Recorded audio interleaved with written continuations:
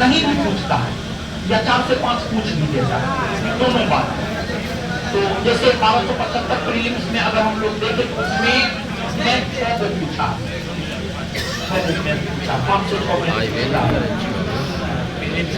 तो मैथ के लिए 6 को मैथ के लिए अच्छा ठीक है। इस 6 को मैथ के लिए जो हम आपको इस होमवर्क सीरीज में कुछ करवा, मतलब 400, 500, 600 क्वेश्चन सिलेक्ट करके, मतलब आज तक देखिए अब ठीक हम सोच लीजिए, ठीक आप बोले तो हम सोच लीजिए। अब सुनिए, तो होमवर्क सीरीज में आप लोग लड़का लोग भी तो बकलोले निकले पूरा, आप लोग भी तो कुछ नहीं है बोलिए, लड़की तो सबसे बढ़िया निकली। पकड़ा गया। सुनिए, मैं पहले प्रीलिम्स में नहीं पूछता था, लेकिन अब मैं प्रीलिम्स में पूछने लगा है।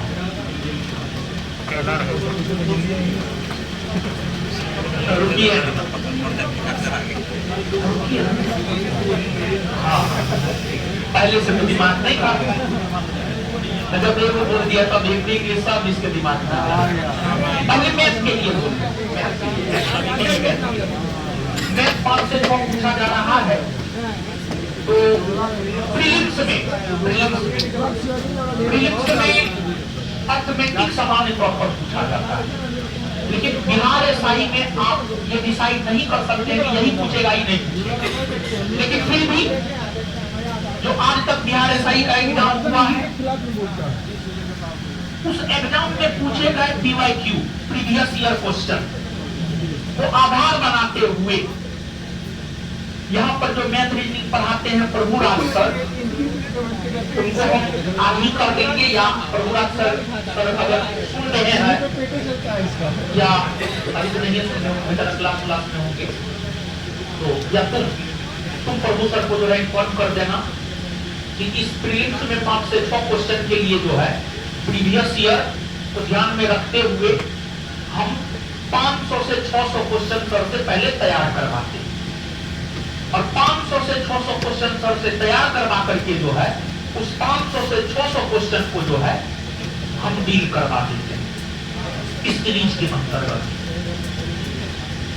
और अगर 500 से 600 क्वेश्चन आप प्रीलिम्स में कर लीजिएगा ना, उस कंसेप्ट के आधार पर आप मैथ का भी क्वेश्चन बना करके आ जाइएगा, उस कंसेप्ट के आधार पर मैथ का भी क्वेश्चन बना करके, और वो कंसेप्ट आपको मैथ्स में भी काम ले देगा। और मैथ्स में तो 20 से 25 क्वेश्चन पूछता है, कभी 18, कभी 20, कभी 22 क्वेश्चन पूछता है मैथ रीजनिंग से, वहां पर तो मैथ और रीजनिंग को शामिल करना ही पड़ेगा।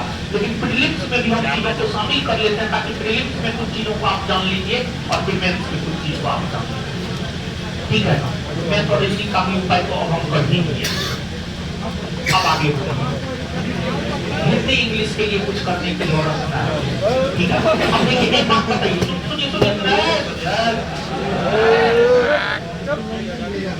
देखिए, जैसे एक बात हम आपको बता रहे हैं, जैसे बीपीएससी या यूपीएससी की अगर आप बात करेंगे तो बीपीएससी और यूपीएससी इतिहास में एंशिएंट से क्वेश्चन पूछता है और मॉडर्न से क्वेश्चन पूछता है। मेडिवल से या तो क्वेश्चन नहीं पूछता है या एका दुका पूछता है, या एका दुका पूछता है। तो यहाँ पर अब एक स्टूडेंट जो स्ट्रेटजी बनाता है, रणनीति बनाता है, एक स्मार्ट स्ट्रेटजी होता है, और उस स्मार्ट स्ट्रेटजी के तहत आपको काम करना होगा। जीएस में पढ़ने के लिए बहुत कुछ है।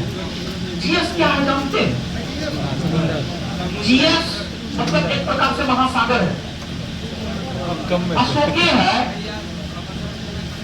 172 को काम किया है, उसमें से एग्जाम के दृष्टिकोण से क्या वो महत्वपूर्ण है? 10 को, तो 172 को काम नहीं अशोक का पढ़ना है, वही 10-12 को पढ़ना है जो एग्जाम के दृष्टिकोण से महत्वपूर्ण है। स्मार्ट स्ट्रेटजी ये होता है। तो अब तो हिंदी तो इंग्लिश पूछ रहा है, अब उसके लिए जो है पूरा हिंदी इंग्लिश में लगे हुए हैं, ये कहां तक उचित है? ये किसी भी दृष्टिकोण से उचित नहीं है। लेकिन हाँ, जब आप प्रीलिम्स कर लीजिएगा तो मेंस में, प्रीलिम्स में आप जानते हैं क्या क्वेश्चन आता है? प्रीलिम्स में 100 क्वेश्चन आता है। हर क्वेश्चन 2 मार्क का होता है। और जब आप प्रीलिम्स पास कर जाइएगा तब आप मेंस दीजिएगा, और मेंस में 2 पेपर होता है। मेंस का पहला पेपर और दूसरा पेपर। पहला पेपर हिंदी होता है और दूसरा पेपर जो हिंदी होता है वो क्वालिफाइंग नेचर का होता है। मेंस में आपको हिंदी पढ़ना है। लेकिन सेकेंड पेपर जो जीएस का होता है, वो तो जीएस आप प्रीलिम्स में भी पढ़ेंगे, मेंस में भी पढ़ेंगे।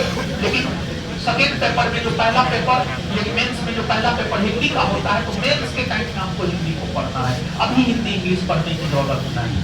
एग्जाम की अगर आप बात करेंगे ना, जानते हैं, देखिए इस एग्जाम की अगर आप बात करेंगे, अगर आप बिहार में सब इंस्पेक्टर बनना चाहते हैं तो जीएस पर आपकी अच्छी पकड़ होनी चाहिए।